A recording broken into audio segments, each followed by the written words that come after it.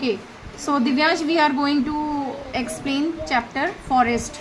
तो ये क्लास 7 का बहुत ही इंपॉर्टेंट चैप्टर है। तो जो बच्चे इस साल न्यू बुक के अकॉर्डिंग, अभी तो आप लोगों की ओल्ड वाली चल रही है ना, 6 की न्यू है, तो क्वेश्चंस देख लें। Why do organism take food?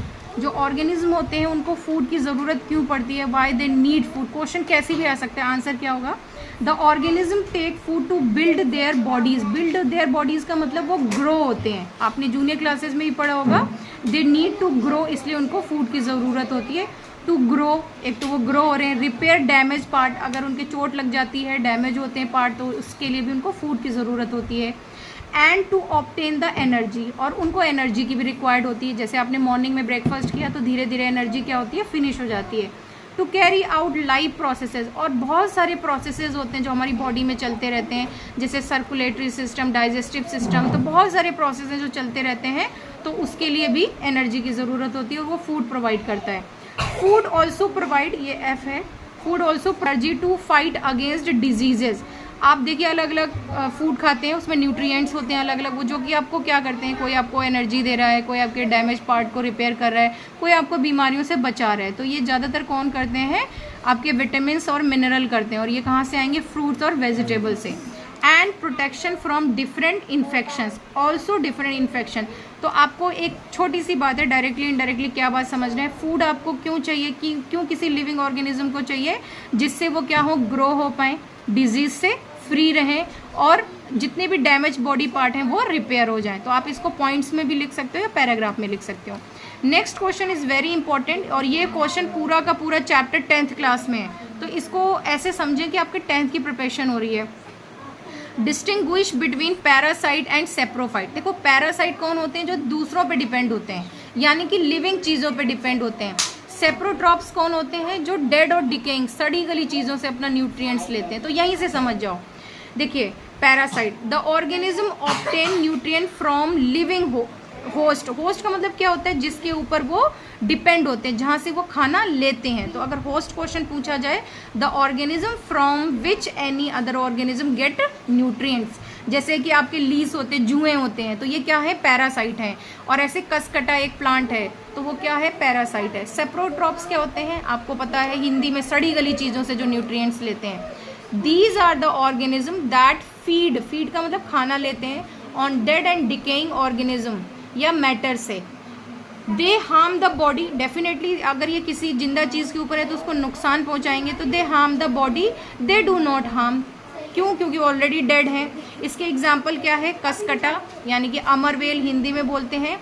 And they do not require any host, ये क्या हो गए? फंगी। आपके मशरूम जो होते हैं ये क्या है? सेप्रोट्रॉप्स हैं।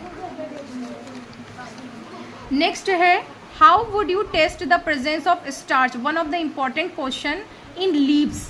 देखिए लीफ में जब लीव्स फोटोसिंथेसिस करती हैं तो वो क्या प्रिपेयर करती हैं? स्टार्च करती हैं प्रिपेयर। तो आपको कैसे पता चलेगा? तो इसके लिए सबसे पहले क्या करना है? The presence of starch carbohydrate in leaves can be tested by iodine. तो आपको क्या रिक्वायर्ड है? आयोडीन। क्या? सबसे पहले ये सॉल्यूशन याद कर लें। स्टार्च टेस्ट के लिए आपको आयोडीन की ज़रूरत होती है। Iodine turn starch solution into blue black. दूसरा पॉइंट कि स्टार्च से, due to starch substance will turn into blue black colour. तो देखिए यहाँ पे आपने एक लीफ ली है, ठीक है। इस लीफ को आप क्या करेंगे? सबसे पहले तो आप रात भर या 1-2 दिन के लिए डार्क में रख देंगे। थोड़े दिन बाद आप क्या चेक करेंगे कि रोशनी में रखने से इसमें फोटोसिंथेसिस प्रोसेस स्टार्ट हो गया है। अब इसको आप कट करेंगे, वहाँ से तोड़ लेंगे और इसको बॉयल करेंगे। आप जब अल्कोहल में बॉयल करेंगे तो इसका ग्रीन कलर सारा निकल जाएगा, ठीक है। फिर वाटर में बॉयल करेंगे, वाटर में बॉयल करने की वजह से बिल्कुल ये क्लीन हो जाएगी। एक तो ये लीफ आप लेंगे जिसको आपने रात भर एक अंधेरे रूम में रखा, और एक वो लीफ लेंगे जो रोशनी में थी।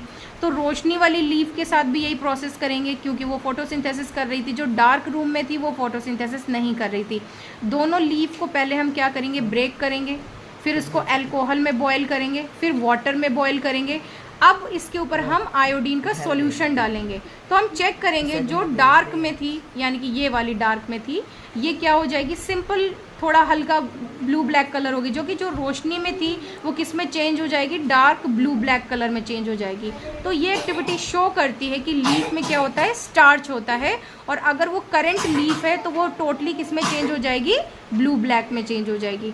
ये एक्टिविटी आप डायग्राम बना के भी समझा सकते हैं। एक पॉटेड प्लांट जो कि सनलाइट में था और उस तरीके से वो क्या कर रहा था, फोटोसिंथेसिस प्रोसेस में हिस्सा ले रहा था। तो ये लीफ का प्रूव कर सकते हैं, और डार्क वाला भी आप बता सकते हैं।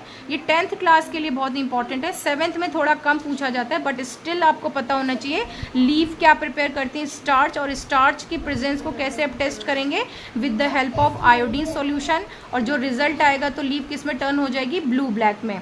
इसके कीवर्ड मैं नेक्स्ट वीडियो में शेयर करूँगी। इस वीडियो को आप 2-3 टाइम देखें, और अगर कहीं कुछ डाउट होता है तो you can send me message. Thank you.